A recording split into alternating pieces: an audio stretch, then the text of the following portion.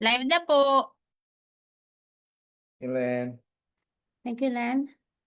So, Kim and Relin, let's do and share our live podcast para mas marami tayong mabigyan ng aral for this afternoon's episode of KC. Happy po, Miss Ruby. Thank you. And let me do my share as well.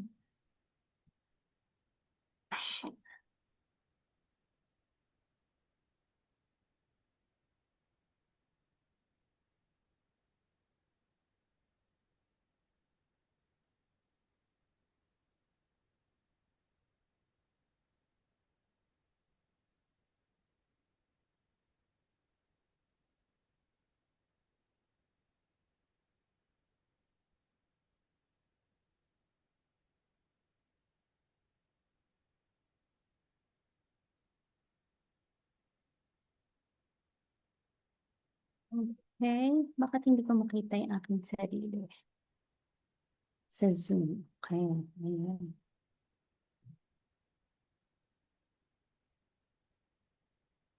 Okay, bakit hindi ko makita yung aking sarili?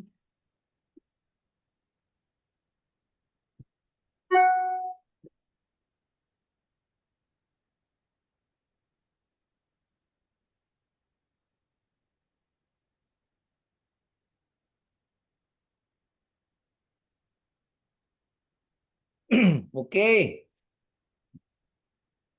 Alright, magandang hapon sa inyong lahat, mga ka-PIX Pro at sa buong Pilipinas at buong mundo. Magandang hapon po sa inyo. Ito ulit ang kwentuhang cybersecurity na hatid sa inyo ng Philippine Institute of Cybersecurity Professionals. Magandang hapon sa iyo, our Mr. Chair and Founding President, Angel Redoble. Magandang hapon din our BOD and NCR Chapter President. And of course, magandang hapon din sa iyo, Relin, and kay Kim, our aspiring cybersecurity. Hindi na aspiring because they are already cybersecurity warrior, no? In their own field and in their own right. So magandang hapon sa inyo, Kim and Relin. Magandang hapon, Miss Ruby. And magandang hapon, mga ka-PIX Pro. Ito lang kayong video. Video reveal daw, Kim. Big Ayan. video. Ayun naman pala, kaya no? Ang Ay, pogi kami si at Relin. ang ganda ni Relin. Ayan. Kumusta kayo? Ano pa kaya pa, no? Ang mundo ng cybersecurity. No? Ayan. Ano na tayong mga ang ating mga young cyber warriors, si Kershi. Meron na ba? Nandiyan na. Oo. Bago tayo Kershi. mag-ano lang, Mr. Chair, banggitin ko Eh, lang kasi kanina, na ano ulit sa balita na meron ng warning, drought, no? Warnings sa iba't ibang bahagi ng Pilipinas, no? Yung mga Isabela, Nueva Ecija, Nueva Vizcaya, and some other places na very, very dry. So, ingat lang po mga ating mga kababayan at mga ka-PIX Pro dun sa mga areas na yon, and keep yourselves hydrated. At saka yung ating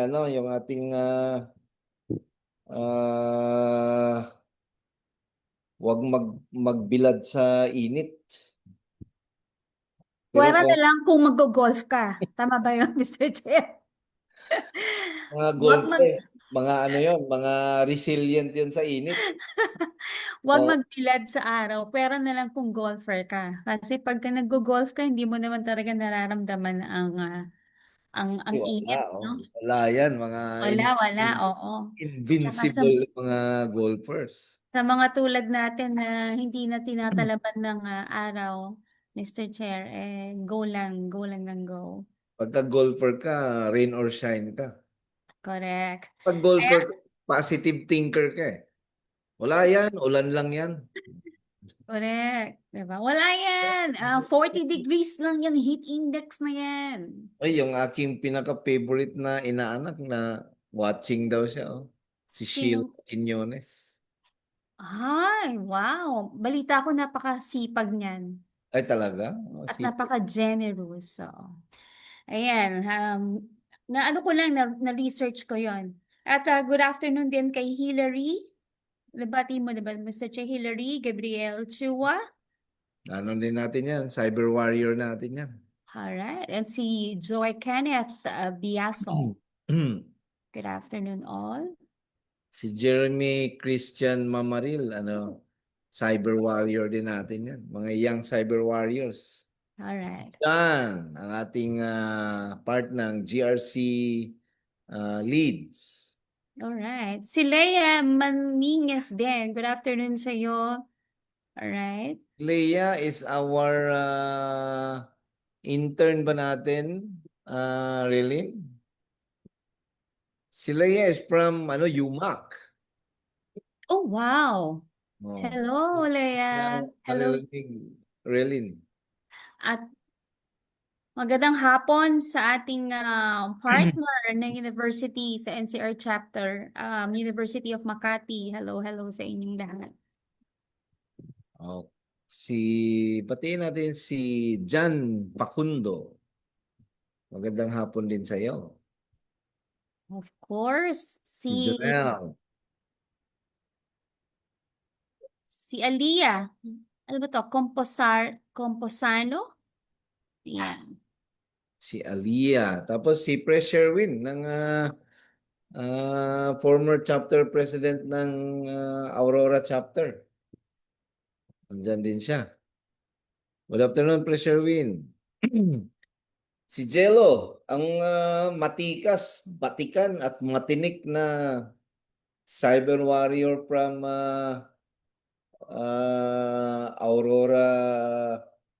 Aurora province. Nanonood din siya. Mukhang sasali ba sila sa Rilin? Sir, sa inyo, sasali sila. Oh, sali sila. Sige, pasali mo.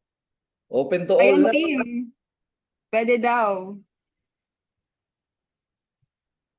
And then si Charisse, Abelia Pasaporte. Good afternoon. Si Miss Milagros Baruga. Good afternoon. Parang ano yata sa Ilocos chapter. Pupuntahan pa pala natin ang Ilocos. I-reactivate natin ang chapter natin doon. And then, sino pa bang We also have yung ating president ng Cavite chapter, si President Bernard Viray. Sino? Si Nandito. Bernard Si Viray. Bernard. Oh, nandito siya. Ay, yung ating matikas na former chief ng Army Signal School, si Lieutenant Colonel Mel Sanchez is watching. He just assumed the post of U6. Ibig sabihin, siya ang information systems, communications, and cyber sa Unified Command sa Eastern Mindanao. Si Lieutenant Colonel Mel Sanchez, ang ating very strong supporter ng PIX Pro. Sabi niya, dadalhin daw natin ang PIX Pro sa Eastern Mindanao. Banatan natin dyan, Mel. Ang aking brother from another mother, Kuyang Wilfred Alvarez. Kumusta ko yan? Long time no talk Mr. Chair, meron sinasabi rin ni Sheila, good afternoon po mga boss. Ewan ko kung nababasa mo to pero sabi niya, magpapadala po ako ng ayuda. Uy! Ibang klase yung padala ng ayuda yan. Basket-basket ng mga gulay. Yan ang mga kailangan. Syempre, iba Oo, yan eh. oo. Iba yan si Sheila. Ayan. At si Jasper Jan Talinting. Good afternoon sa iyo, Jasper. Oh, yan ang isa sa mga original Pix Pro Yan. ng Cyber Warriors yan. Of course, of course. At Mr. Chair, banggitin ko lang dun sa ating mga Central Visayas members ng PixPro, meron kaming pinost. Please check our PixPro page kasi kaka-post lang natin ang ating invitation to all our members for our summit sa Cebu. No, it's of course it's a cybersecurity summit. This is a limited slot.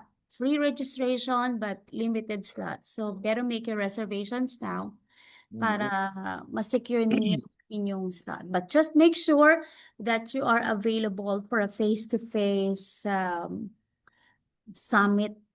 No? Sino pa? Yun. Okay.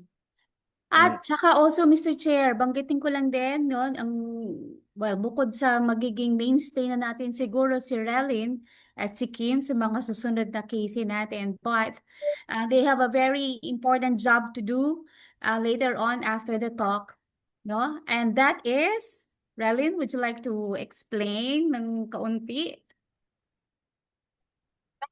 Na Easter egg hunt natin is hindi natapos yung mga pag-games natin. So, after mag-discuss mamaya ni Mr. Chair, ay magkukontinue tayo ng pag-games wherein magkakaroon ng 3 winners sa isang game. So, ilang games kaya mamaya? Yun ang abangan.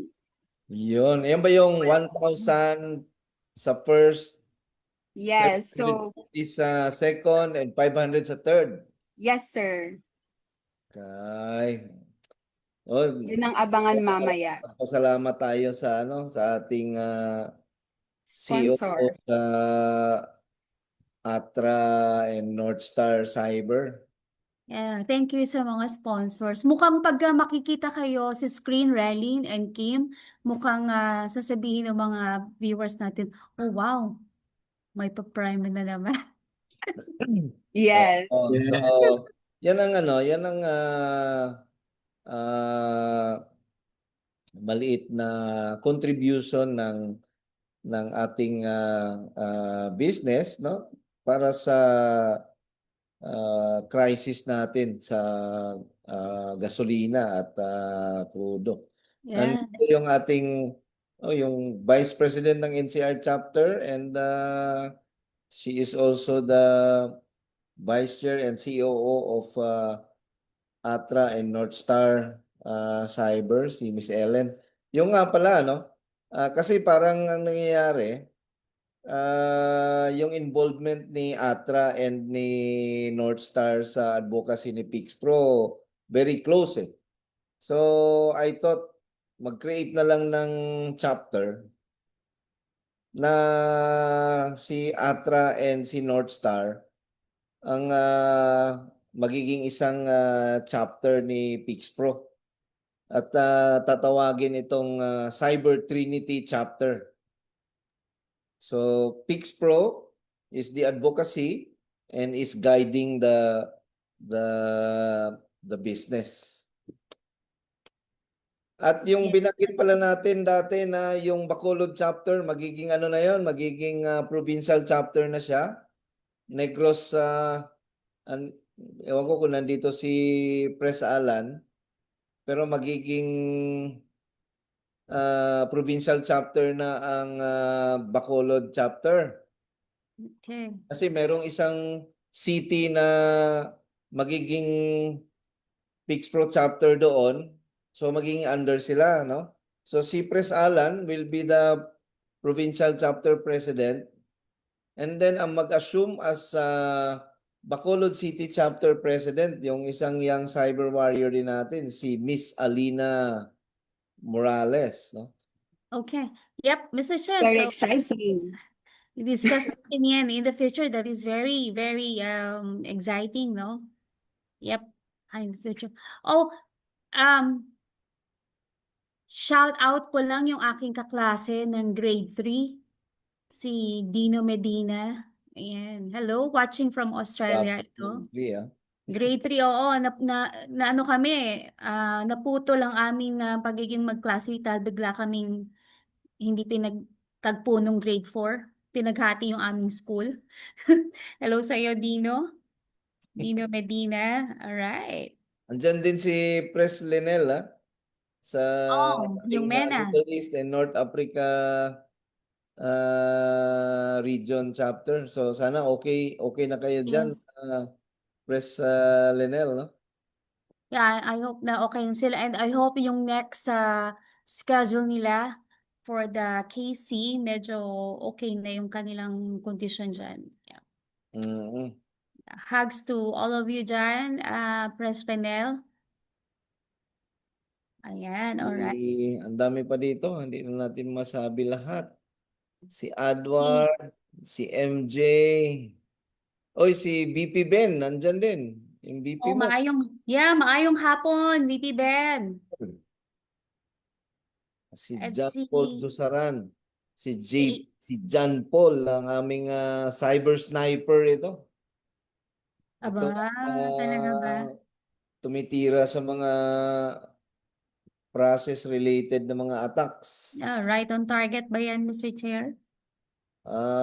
Alam mo na, hindi naman tayo nagiging perfect sa immediately, but the most important is developing the discipline. No? Lahat naman tayo, hindi tayo nag-umpisa sa pagiging magaling eh. Diba? Oo naman, Mr. Chair. Alam mo, meron nga akong kilala na yung bago siya nag-lead to cybersecurity, nagtitimpla lang siya ng kape. You know, so we'll never know. Alright? Linis din, nagja-janitor din. Oo, di ba? Meron din yung iba sa sideline na nag-ballroom dancing. Tapos nag-lead na lang sa cybersecurity. And there are so many stories of how they become a cybersecurity person. No? Ayan. Okay, ulit, babanggitin ko lang, Mr. Chair, doon sa ating mga Central Visayas member ng PixPro, please check on our page. There's a registration there for our Cybersecurity Summit that's gonna happen on May 14. Please just register. This is for free, but you need to make sure that you're available face to face, no, to attend on the summit para hindi naman po masayang at maibigay natin yung chance sa iba na pwede at gusto talaga maka-attend dito. This is for limited seats only, so mag-register na po kayo. Oo, nakatanggap pala ako ng query kung pwede pa silang maging sponsor. Tinatanong din nila kung sa mga susunod pa. Yeah. Sorry, Mr. Chair, I cannot help but ask, meron ka bang ilaw? Kasi parang medyo, mo, medyo overexposed yata yung iyong, or is it just me? Yun lang ba yung tingin ko? O kayo din, Relly? Ano kasi Yeah. dito, Dito sa exposed amin, ako guys. sa araw eh. Ayan exposed ako sa araw. Okay, kasi sabi ko, ba't parang hindi ko Nasa nasasabing nasa dagat area kasi ako kaya ikaw, ikaw na. kitaan mo yung This summer. yung simoy ng hangin. Ganun. Kaya pala medyo may ka rin, may dagat feel yung iyong color, no? Oy, nagtatanong si Adrian.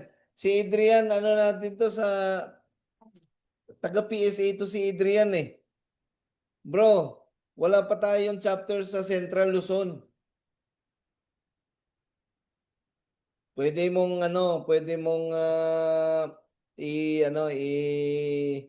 jumpstart.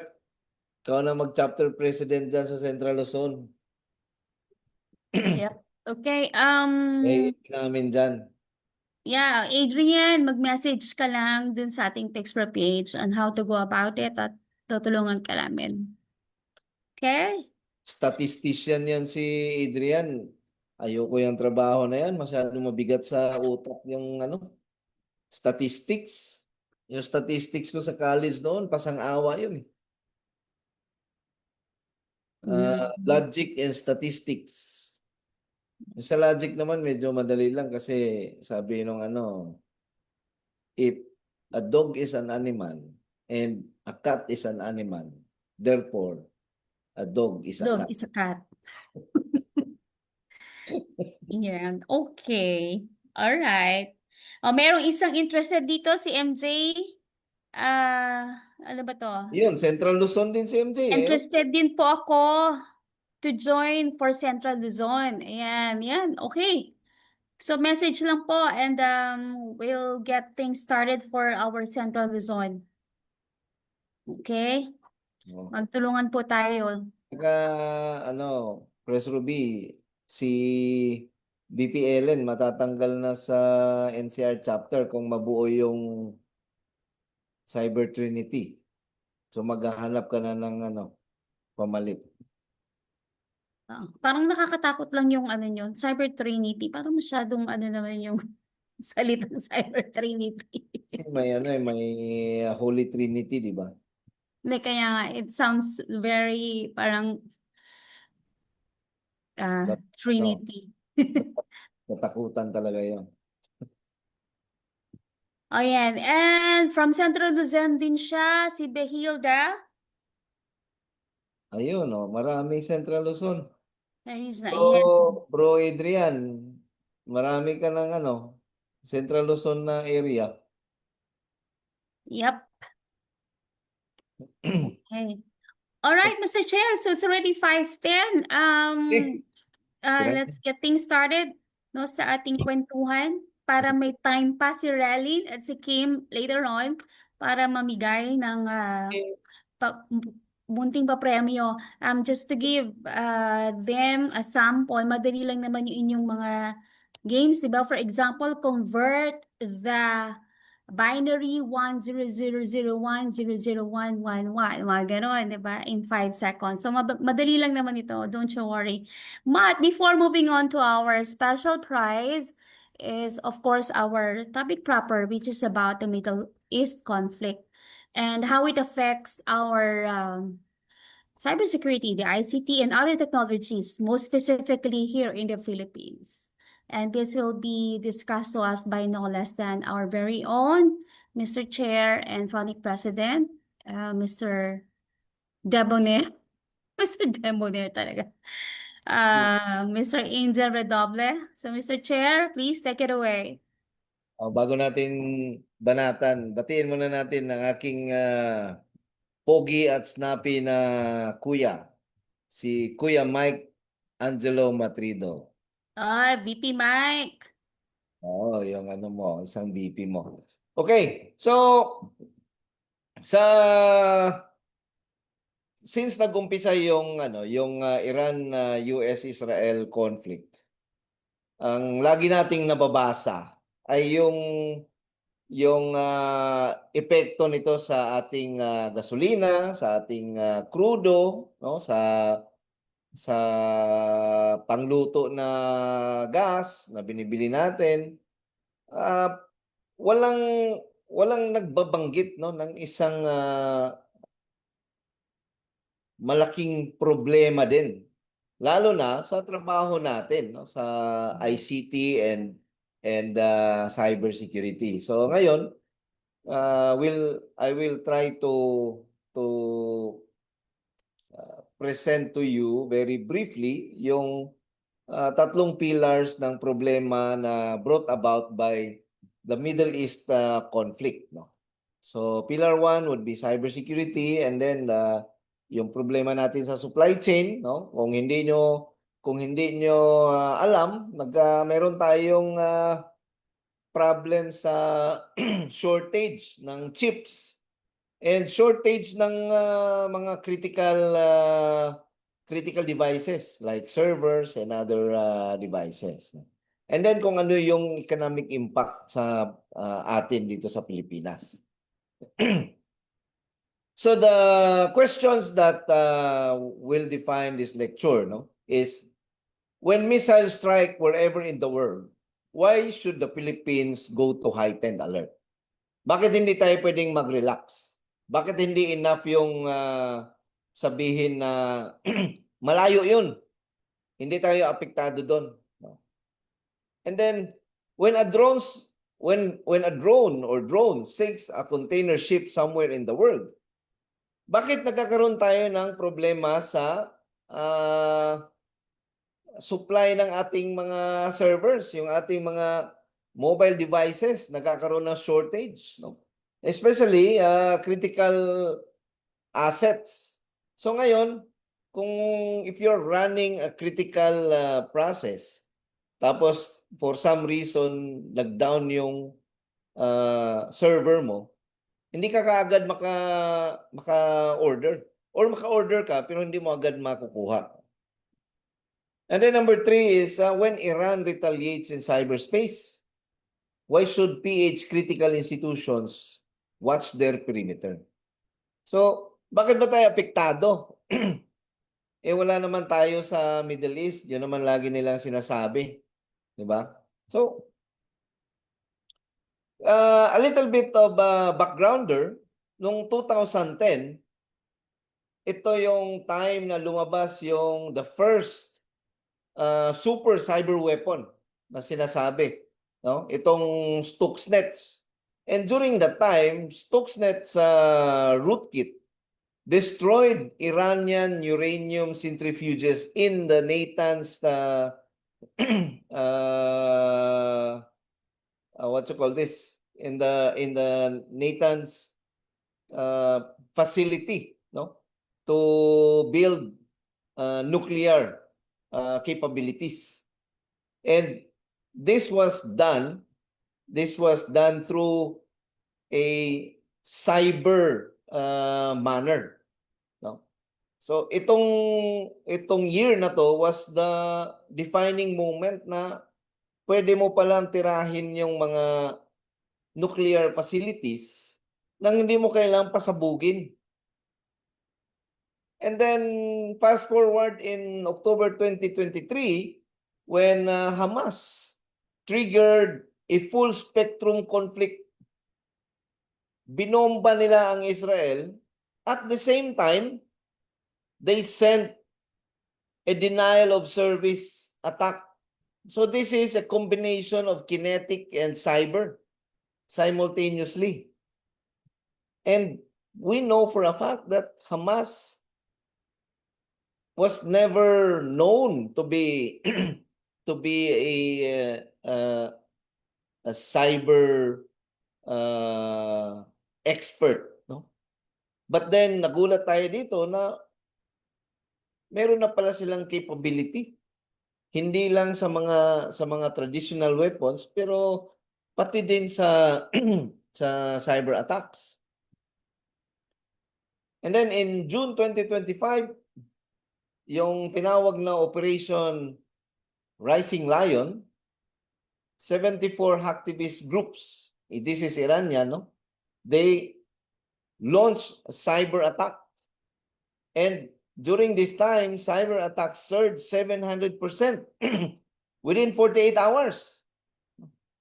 Ito ang tinawag na coordinated attacks versus Israel.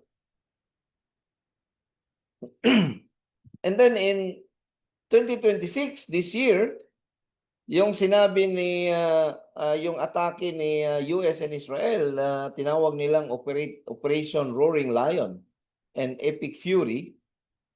Iran's internet, before the bombings, Iran's internet dropped to 4% of normal traffic. So before sa bombing, merong cyber operation. Nauuna lagi ang cyber operation. And kung totoo man yung nababasa natin na may lumabas na series of events, yung kanilang head, no, si Ayatollah, na tinira nila ng rocket. Pero bago yon, there was hacking on CCTVs sa streets of Iran. And through the CCTVs daw, na-monitor yung movement nung entourage ni Ayatollah. So cyber yon, no? Na-monitor, nakita kung saan pumasok at saan pumunta. And then using cyber intelligence and then signal intelligence to make sure na nandun siya sa area, and then human intelligence. So, yung ating concept noon na nag-intertwined yung cyber intel, signal intel, and human intel, ito nangyari dito sa Iran. And then doon na confirm na si Ayatollah daw is nandun sa area na yon. And then the rockets came immediately after. So, in this operation, masasabi natin na cyber was a very important pillar. So, hindi na siya pwedeng sabihin na hindi siya kasama. Hindi na siya pwedeng sabihin na afterthought na lang siya. Kasama talaga siya sa operational capabilities. Now, how the conflict has militarized cyberspace. First, the layer 1, no? State-sponsored advanced persistent threats. For example, APT-34, oil rig. This is a pre-staged infrastructure via fake academic institutions. So, nagkaroon dito ng credential harvesting operation. And then, si Damselfly, APT-42, launched a spear phishing of Israeli academics, journalists, cyber experts, gamit ang fake Google Meet invites. And then, sa Eminent Pasargad, the cyber-enabled influence operations, they target media, telecoms, political networks globally. Ito yung state-sponsored attacks ng Iran. I can still remember na before 2008, wala namang ganitong capability si Iran. Pero meron silang mga group of hackers doon na during that time, ginawa nilang Iranian Cyber Army. And then, sinuportahan nila, binigyan nila ng, ginawa nilang state supported or state sponsored. Gumaling na sila. And then this capability came out, no? Nalaman natin. And then the layer 2, the hacktivist front. Si Handala is a pro-Iran activist. 50 plus operations, mass phishing, SMS, targeting Israelis. They access senior Israeli Defense Force official photos. And then pro-Iranian coalition, 35 plus groups, 67 of 74 hacktivist groups in June 2025 were pro-Iranians. And then the other one is Predatory Sparrow. This is pro-Israeli, and then wipe bank SEPA data, burned $90 million in Novitex crypto. No? So, ito yung cyber-related or cyber initiated. And then the layer 3, the wiper malware and supply chain compromise.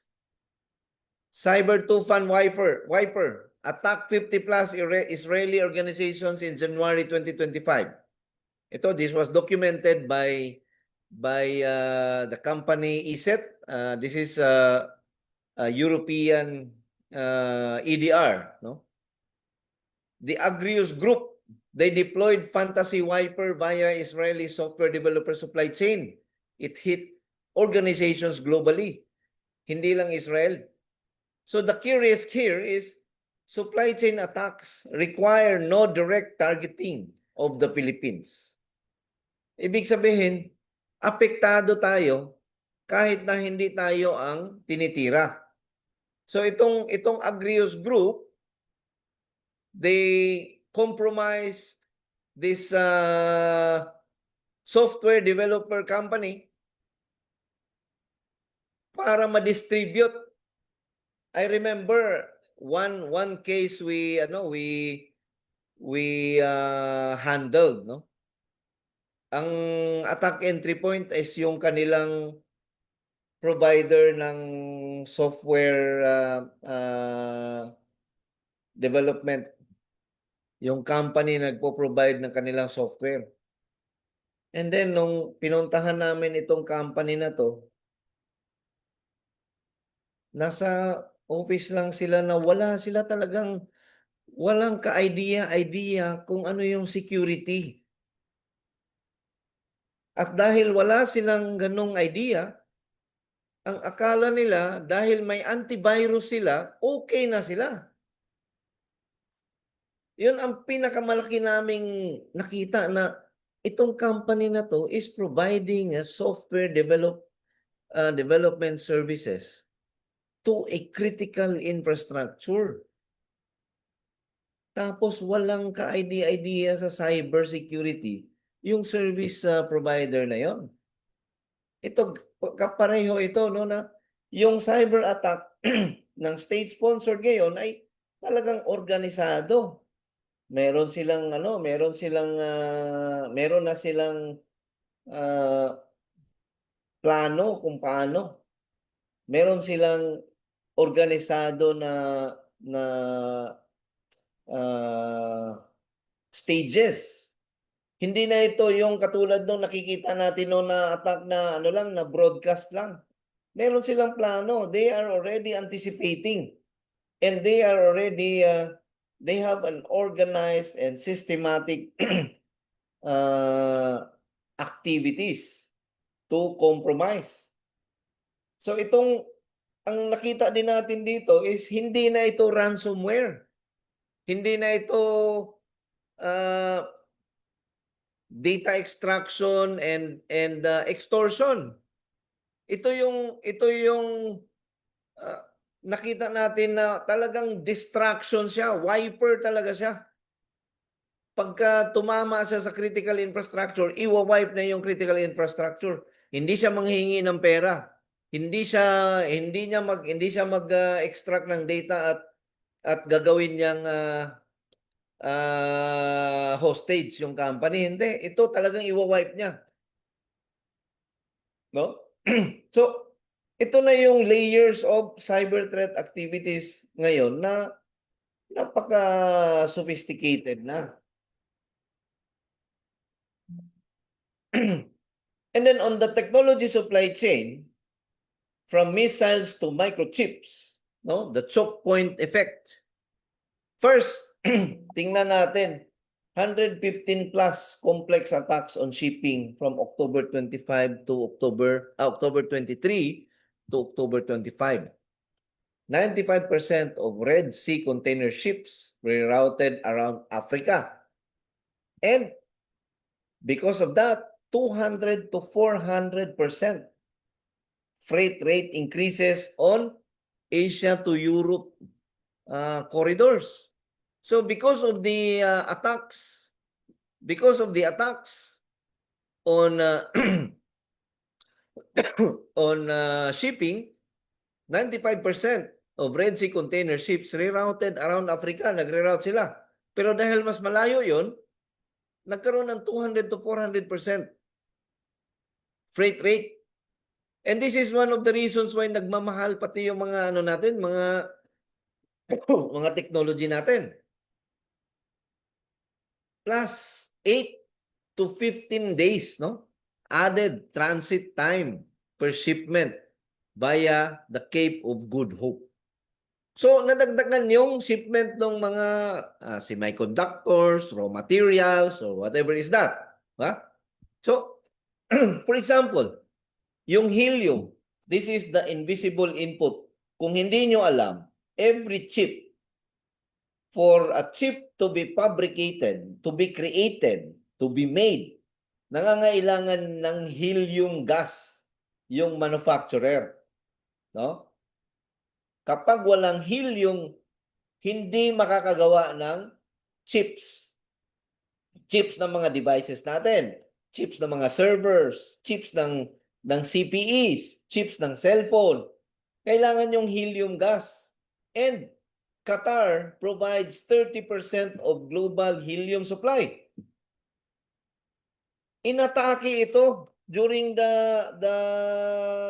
height of the conflict yung Ras Laffan Production Complex, inatake ito ng drones ng Iran. So immediately, helium prices rose to 35%. And dahil yung mga helium gas dadaan sa Hormuz, the Strait of Hormuz, no? At sinara yung Strait of Hormuz, nagkaroon tayo ng problema sa helium gas. So maraming nag-cancel na mga orders. Maraming mga technology manufacturers na yung mga order sa kanila, kinancel nila. Dahil hindi sila makagawa. Hindi sila maka-order ng chips dahil yung chip maker hindi makagawa because of this helium gas shortage. That is, by the way, until now, it is still ongoing. No? Because helium is a non-negotiable in semiconductor lithography. Direct chip production cost driver. Pag mahina ang supply ng helium, tataas yung demand ng helium, tataas yung presyo. No? Ito yung pinakamalaking problema ngayon. Kaya maraming nag-cancel. Kami mismo, nag-order kami ng server way back January or February. Sabi, nung una, 3 to 6 months. Tapos naging 6 to 8 months. And then eventually, sinabi na, hindi na kami makakommit. Kinancel. So, yan ang problema natin ngayon. Imagine today, yung mga critical infrastructures natin, if isa sa mga critical assets nila, isa sa mga core routers or core servers, mag-down. Paano sila order? We know for a fact na wala tayong in-country supply. Wala tayong in-country available spare. Wala. Kasi ang resellers, hindi sila nag-i-store dahil mahal ang storage. Ang distributor, ganun din, hindi nag-i-store dahil mahal ang storage. Ang meron silang mga spare dyan, mga low level na mga specs. Ang meron lang may spare dyan, mga desktop. So what will happen? O-order ka. Dati, 3 weeks to 3 months.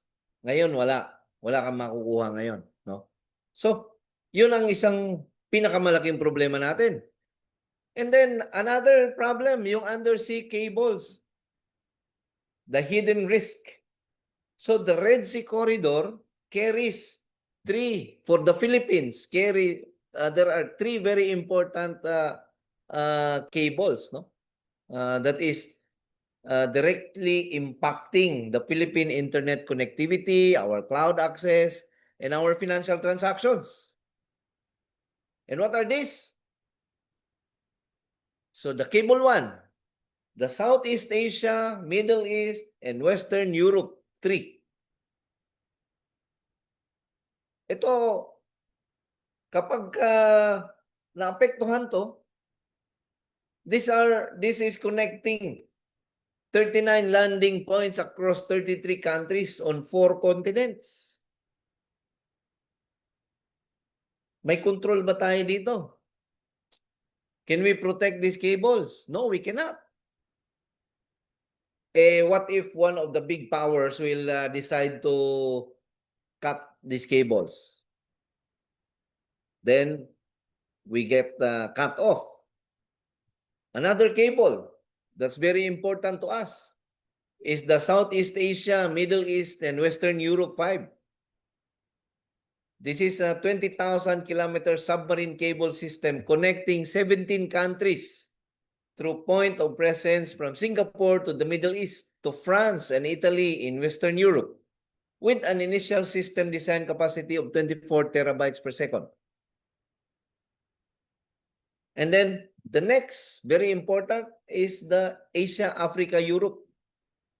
a 25-kilometer submarine cable from Southeast Asia to Europe, across Egypt, connecting Hong Kong, Vietnam, Cambodia, Malaysia, Singapore, Thailand, India, Pakistan, Oman, UAE, Qatar, Yemen, and many more countries.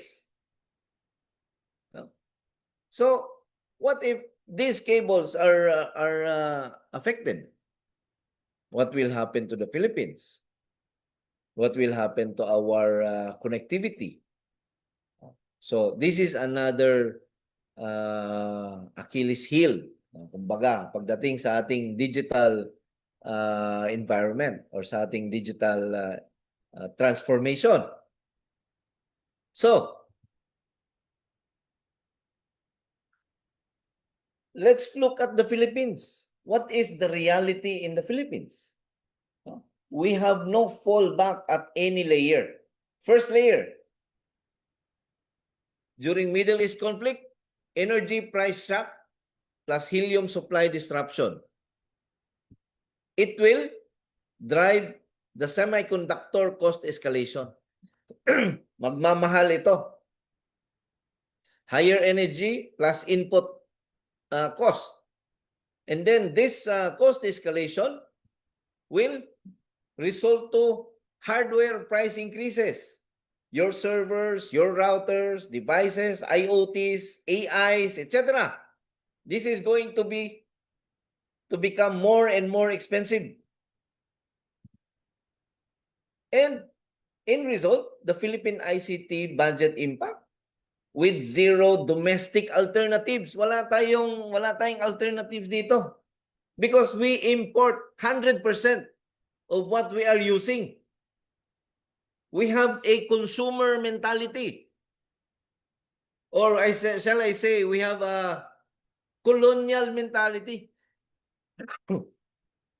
Gusto natin yung binibili natin imported. Hanggang ngayon, may mag-o-offer sa'yo ng local. Hindi, gusto ko yung imported. No? But what is the reality in our country? We have zero domestic fabrication capacity when it comes to technology, when it comes to chips, when it comes to computer hardware. Wala. We have zero national ICT hardware reserve policy. Well, oil nga, gasolina at crudo nga na very visible sa lahat na ginagamit. Nagpapanik pa tayo kapag may giyera sa Middle East. Lalo na itong technology, yung ICT. Sinong gagawa ng reserve policy? Di ba? Bakit hindi ito naiisip ng ating mga magagaling sa DICT? Kasi puro lang tayo API doon, puro lang tayo eGov. No? Hindi yata nila naiisip na magkakaroon lagi ng giyera. Ilang beses na nagkakaroon ng giyera. Dapat ina-anticipate na natin yan. Next year magkakagiyera na ulit. Or whatever conflict. We are 100% import dependent for all network hardware, your servers, your mobile devices. Saan ba galing yung mga telepono mo? Magmula sa pinakamura hanggang sa pinakamahal. Kotse mo, saan galing? Diba? Gusto natin, bumibili lang tayo. Pero ito ang nagiging realization natin na kapag nagkaroon ng changes ng situation sa regional area, nagkakaroon din tayo ng impact sa atin. No? And we have no CHIPS Act equivalent in Philippine laws. Imagine, base sa na-research ko, if true, we are exporting approximately around more than $40 billion worth of chips. Pinaprocess lang natin dito tapos pinapadala na. Pero we do not fabricate any. Hindi tayo maker. Hindi tayo maker ng technology. Yung semiconductor natin, pinapadala natin raw materials. And then ginagawa sa ibang bansa. And then pag nagawa na nila yung yung finished product, binabalik na sa atin. Bumili na tayo. No? That is the situation. So every time magkaroon ng changes ng situation sa neighboring regions or countries, apektado tayo. Kasi one way or another, we are probably buying something from these countries. And we are probably buying something that is being transported by the sea or through the air. So pag nagkaroon ng changes na ganun, patay na tayo, nga na tayo. Ngayon, nobody's talking about this shortages. Pero last year pa nag-umpisa itong mga shortages na to. No? So, what are the costs that has already arrived in our country? For example, we have 1.11 million OFWs, more or less, no? The last data in 2025. And we have $6.5 billion of remittances. Yung Middle East remittances consisting of 18% more or less in total. During this conflict, nagkaroon tayo ng 40,000 OFWs stranded in Manila. 4.5% GDP forecast cut by ING from 5.2%. And then 60 plus peso breach this level versus US dollar. So for example, with 1.1 million OFWs in Middle East and 6.5 billion in remittance at risk, the Capital Economics warns this drop coincides with high oil prices. Unlike past shocks, where remittances fell alongside energy prices. A worst case scenario could slash remittances by up to 65%. My God, what is 65% of 6.5 billion? This is per economic planning, no? Yung last na economic planning secretary. So lower remittances equals lower household consumption equals lower GDP growth. So in short, in layman's term, magkakaroon tayo ng problema sa ating economy. Now, the energy emergency, for example, the Philippines declared a state of national energy emergency last March 2026. And then the country imports 98% of oil from the Middle East. But every $10 per barrel oil increase, it cuts our GDP by 0.2%.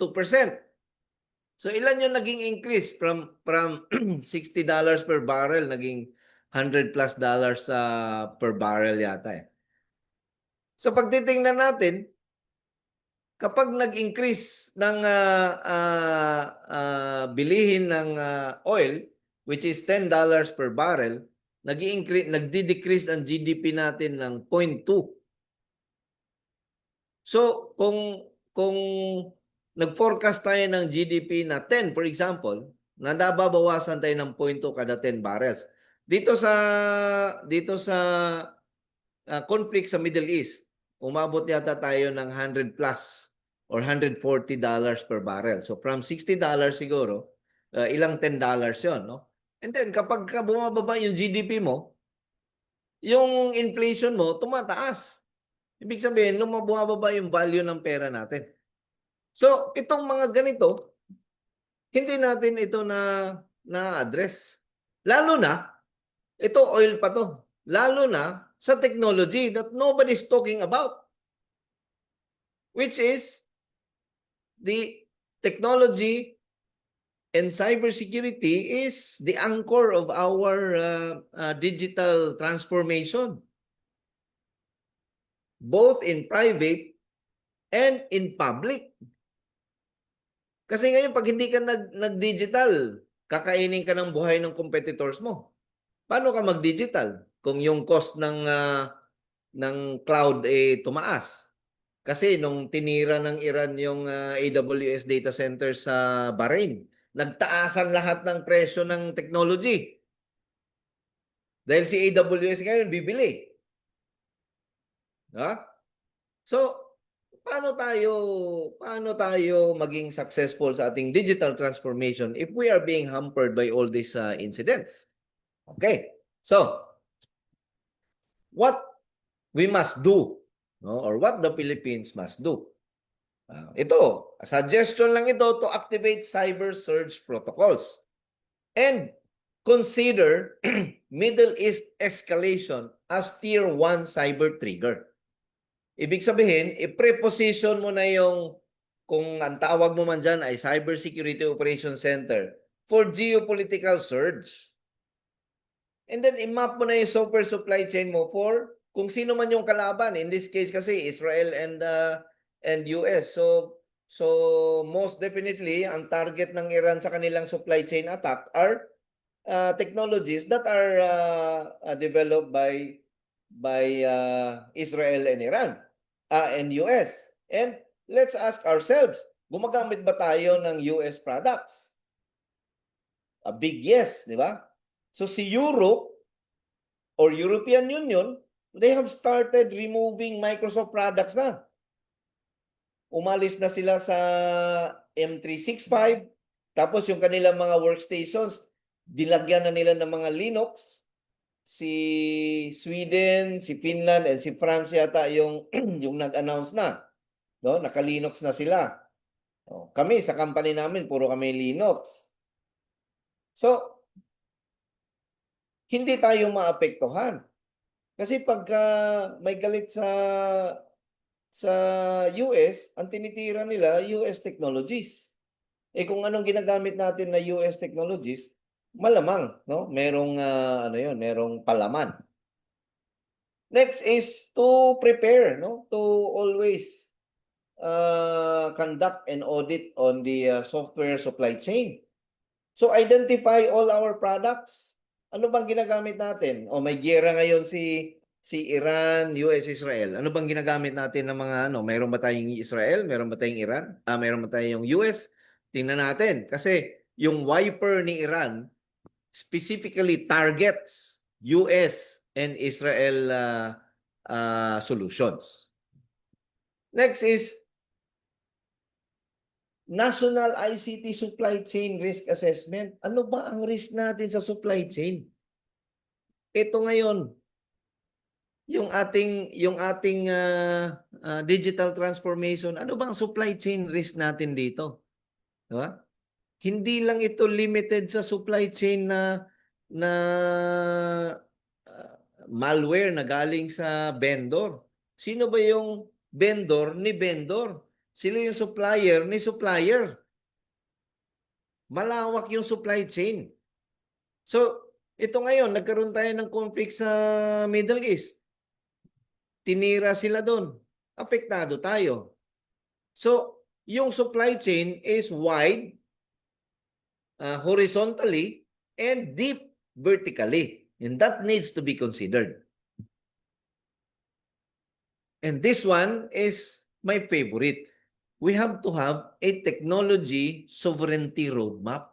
Dapat, by whatever year, masasabi na natin na we are resilient. Dahil, ginagawa na natin, dinedevelop na natin dito sa atin yung technology. Kung mayroon man tayong dependency sa ibang countries, dapat minimal na lang yon. Tanggalin na natin dapat yung tinatawag na consumer mentality. Huwag na tayong bili ng bili. Mag-create naman tayo. So technology sovereignty can lead us to cyber sovereignty. And we can start talking about cyber resiliency. Ngayon, nabili tayo ng bili, wala tayong karapatan na magsalita ng cyber resiliency. Sino man dyan nagsasabing na we can achieve cyber resilience? Huwag kayong maniwala doon. Dahil ang dami nating uncontrolled chain within the supply chain. No? And wala tayong technology sovereignty roadmap.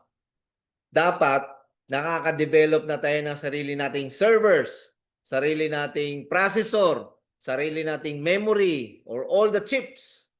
Yung cybersecurity capabilities natin, dapat sa atin na yon. Hindi na tayo bumibili. Tamo, pag bumili ka ng cybersecurity technology ng modern na pag may vulnerability sila, vulnerable ka din. Yan ang tinatawag na we are importing our vulnerabilities. Because every time you buy a foreign product, kapag naging vulnerable sila, vulnerable ka din. Wala ka namang capability na magbayad ng tao na 24/7 na titingin. So, marami tayong pag-uusapan dyan. So, yung technology sovereignty roadmap is very important. And we have to start somewhere. And we can already start. And we should start na ASAP. And then our OFWs, no? Ito yung dito yung ating chapter president sa Middle East, North Africa chapter natin, no? Magkaroon ng OFW economic resilience framework. While we are not an expert in this part, but we have the Department of Migrant Workers, and our BSP probably can work together on this.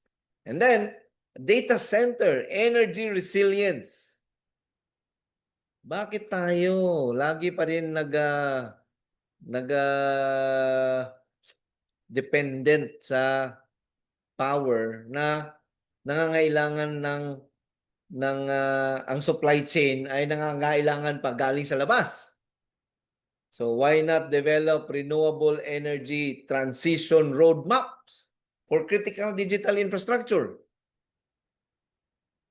Sipin mo, mga data centers, they have generators, big generators. And they have reserve fuel.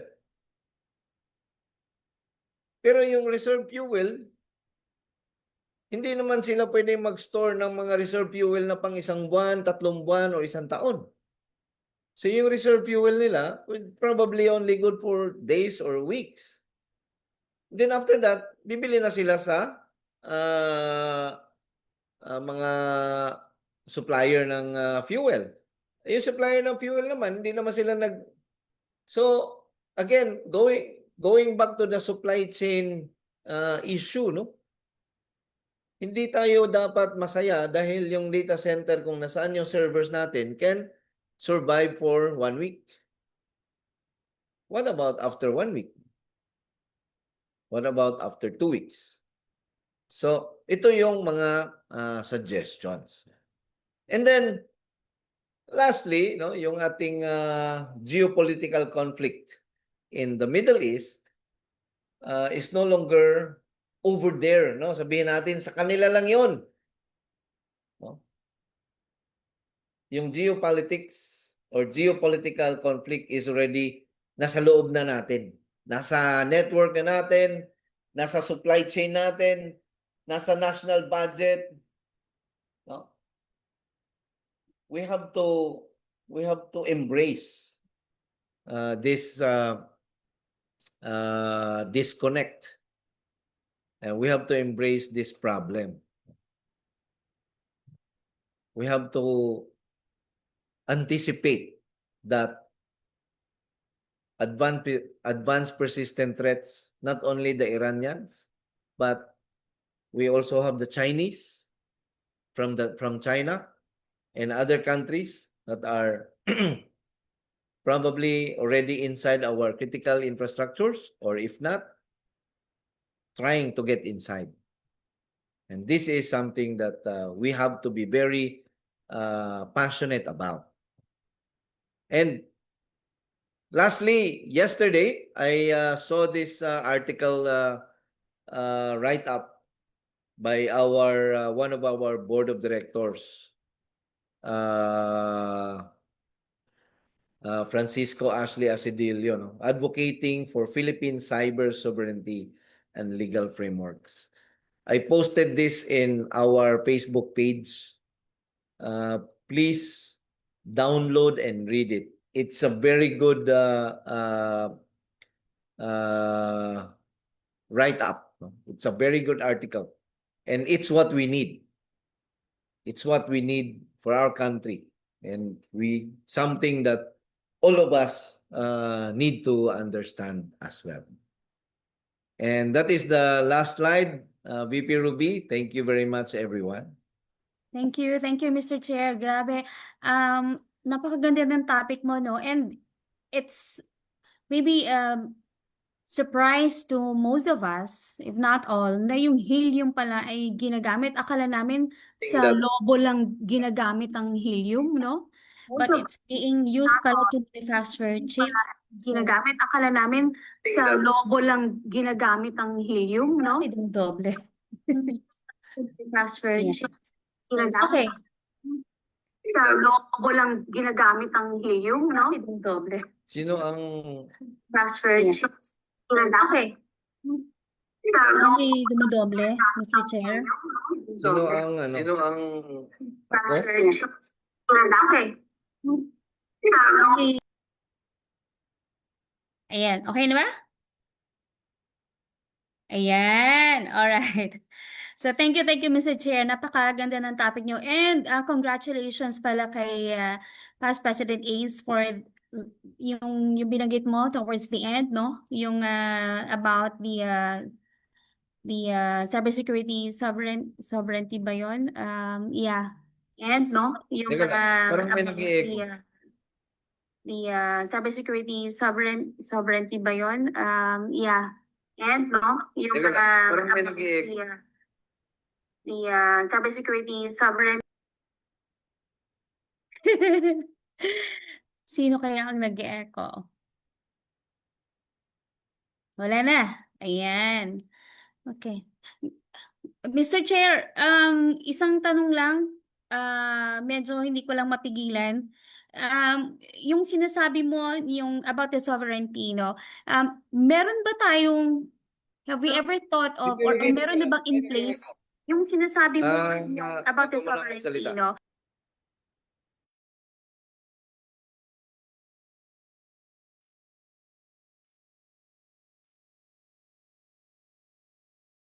Okay na po?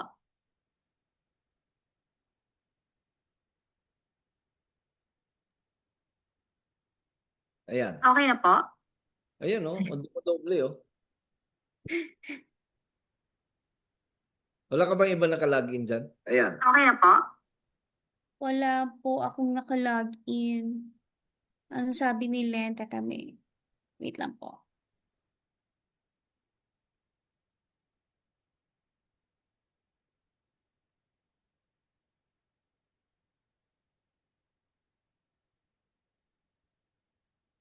Wala naman po akong naka-login. Naka-mute po ako. Okay na ba? Hello, hello? Okay na. Okay na ba? Meron. Meron kang Oo. ibang gadget dyan na naka-monitor sa Facebook? Okay na. Wala na po. Okay na ba? Meron. Meron kang ibang gadget dyan na naka-monitor sa Facebook? Okay na. Wala na po. Okay na ba? Meron. Meron kang ibang gadget dyan na Wala na akong Facebook. Anyway, sige. Kayo muna, Relene. Check natin.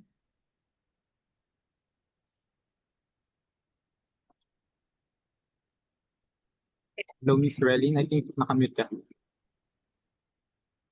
Ayan, nawala yata si Mr. Chair. Nawala ba? Ayan, okay na, mukhang nawala na. At nawala rin si Mr. Chair. Meron pa naman akong tanong about the sovereignty. But at any rate, ibigay muna natin. I think we can extend a little para sa inyo, Kim and Relin. Ayan. Ayan, Mr. Chair. Meron na po? Meron pa? Wala na, yung isang browser ko pala. Meron pala eh. Mr. Chair, meron lang akong tanong. Yung sa sinasabi mo na sovereignty, meron na ba tayong na-create ever or parang may nasimulan na ba na parang research and development tungkol dito? Has the Wala. government ever thought of that? Hindi ko alam, pero masyadong busy yata yung gobyerno natin mag-ban ng mga application. Yun lang. Yan lang, eh, 'di ba? Kasi maganda yan eh. Maganda yung ano na yon, punto na yon. Pero kung wala pa tayong research and development, I think matatagalan pa talaga tayo bago mangyari yung sinasabi At ni nakakatuwa nga, yung army yata yon, they partnered with the private entity to develop our own drones. Ang problema nga din, yung drones are also dependent sa mga chips, di ba? Yeah. Bibilhin din natin. Kami sa company namin, ang dami naming mga innovation eh. But while we already created our own capabilities, yung mga ginagamit namin na technology are also dependent sa galaw sa Mm-mm. regional and global market. Uh, wala tayong lusot, wala tayong freedom. No? Kasi gusto natin bili lang tayo ng bili. Yun nga ang inaano natin sa tagal-tagal na ng problema na to. Ilang beses na nagkaroon ng conflict sa labas. Nagkaroon tayo ng walang nag-iisip ng ganun. Yeah. Yun ang nakakalungkot. Nakakalungkot talaga. Shoutout naman dyan sa kung sino man kayo. Hindi natin sinasabing DICT to or what. Hindi natin sinasabi. Pero baka naman pwede niyong tutukan itong technology sovereignty roadmap na to. Simulan niyo sa research and development. DICT yan eh. Maganda naman nag-create tayo ng DICT. Yung nga lang, mga taong leadership na nilalagay natin sa DICT, puro mga walang kwenta. Ayun. Nako. Anyways, Mr. Chair. So, maganda itong topic talaga, no? Pero I think marami rin ang nag-aabang dun sa mga pasabog ni Relin at ni Kim. Again, thank you, Mr. Chair. Pwede natin dagdagan ito. Meron pa. I think we can extend for 10 more minutes, Mr. Chair, kahit hindi natin tapusin yung isang Kailan? set lang, Relin and Kim. Pwede ba? Yeah, okay lang. All right. So thank you, Mr. Chair, for sharing that wonderful topic to us. And now, Relin and Kim. Thank you, Mr. B. Thank you, Mr. Chair, sa very timely na discussion that really address ang reality na nangyayari ngayon in our global economy. Dahil apektado tayo dito, lalo na sa pagtaas ng technology, gasolina at crudo, we prepare some games naman to help the community in a small way. And Ms. Relin, here with me to introduce the game. Continuation dito ng games natin ng last. So, magkakaroon tayo ng isang set lang ng game. And then, sa next natin na session ulit ng kwentuhang cybersecurity, magko-continue tayo ng games. So, bale, yung game is mag-flash ng QR code si Sir Kim. Alright, turn na ako.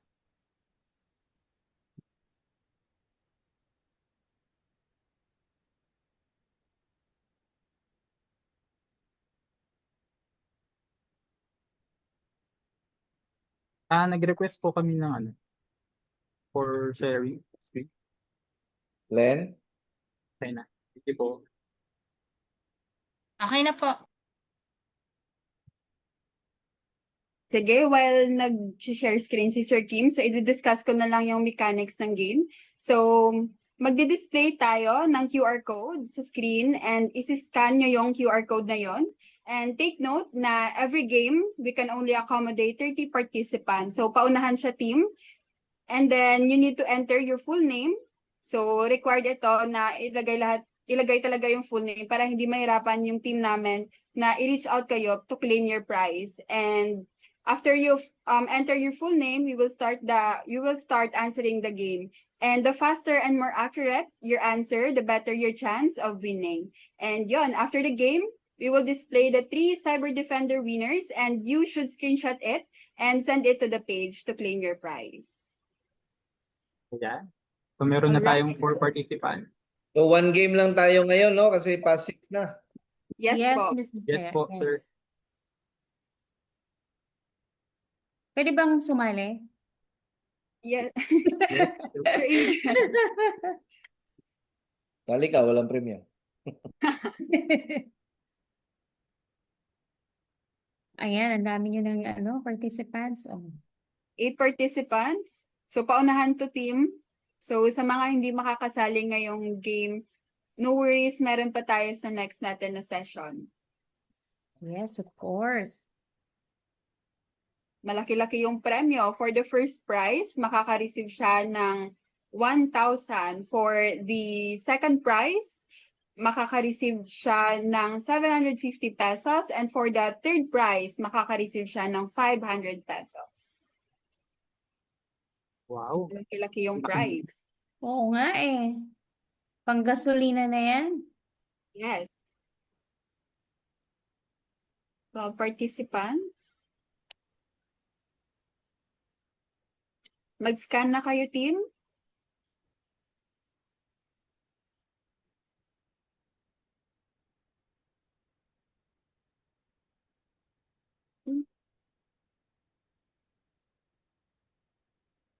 So meron na tayong 13 participants.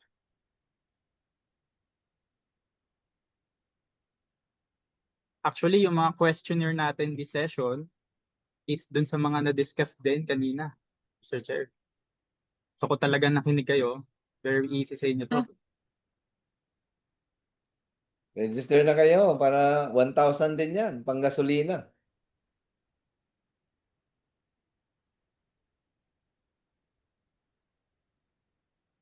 At kung work from home sila, pang kape na rin yun. At pang deliver ng dinner. Oo.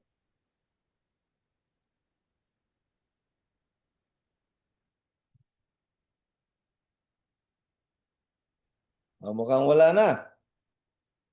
14. Meron pa bang habol?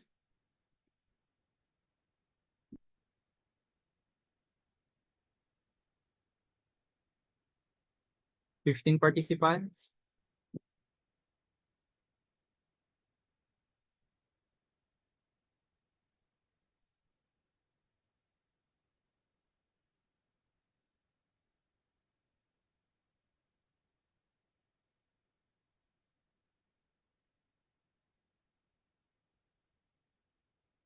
Meron pa ba? Hahabol?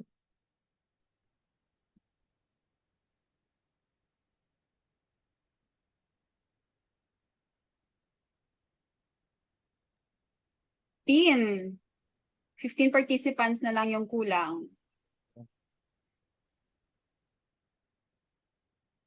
So, kailangan pala, kumpleto na yung participants, no?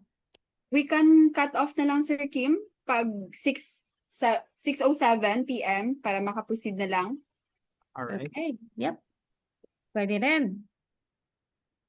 Alright. So 6:07 na. Let's start na. With the 16 participants, no? Makasama natin. Okay.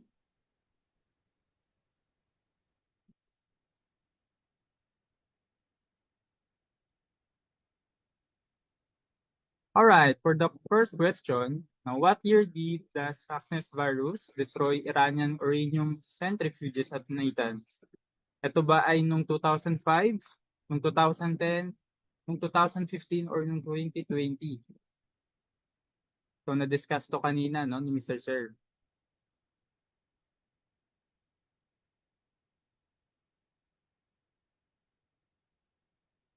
Right? Okay, next question. What was the outcome of the Operation Rising Lion in June 2025? Cyber attacks decreased by 700%. 74 activist groups mobilized. Iran's internet increased to 200% of no traffic. Israel's internet was shut down. So ano kaya yung tamang sagot? So 5 seconds left. So select niyo yung tamang answer nyo. Okay. So here's the last question. Let's proceed. So the cyber attacks in October 2023 triggered by Hamas included both rockets and DDoS attacks. So is it true or false? So meron kayong 20 seconds left to answer the question. Imagine, Sir Kim, no? 3 questions lang. Tapos if Yeah. manalo ka, may 1,000 ka na. So kung kayo yung nanalo, please do screenshot na lang yung screen for the validation after the game. So you can send it sa ating page.